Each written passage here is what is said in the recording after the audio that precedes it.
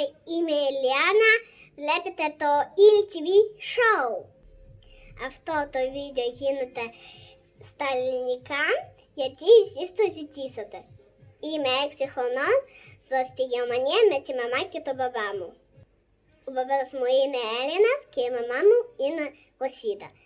Τη Ελλάδα τη αγαπάω πάρα πολύ και πάμε κάθε χρόνο εκεί διακοπές.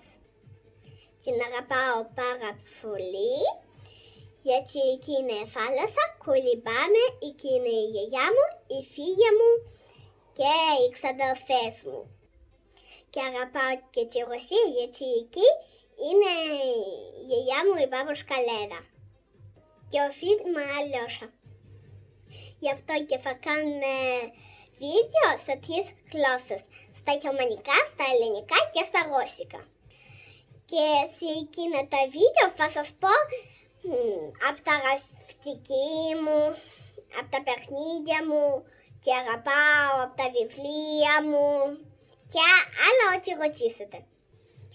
Σήμερα και θα σας πω για το αγαπημένο μου βιβλίο, τη Πέπη Φακεδομίτη.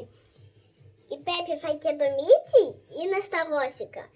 Είναι η Πέπη Φακεδομίτη τέτοιο κοριτσάκι που κάνει βλακιούλες. Και έχω και ένα μαϊμουδάκι από αυτήν. Το αγαπημένο μου παιχνίδι. Ο Νέλσον είναι αγοράκι. Κάνω ό,τι είναι αληθινό μαϊμουδάκι. Τον αγαπάω πάρα πολύ. Αλλά θα κάνω και άλλα πράγματα. Ό,τι θα γράψετε. Κάντε εγγραφή στο κανάλι και κάντε like. Bye!